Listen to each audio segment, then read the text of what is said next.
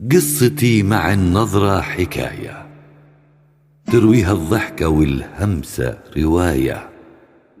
تبتسم أقول يلا ما يكون للبسمة نهاية، تهمس تقول الهمس عندها موهبة وهواية، وإن جت الغمزة ترافقها للنهاية. ربي يعين اللي يشوف لأن بعدها يحتاج العناية.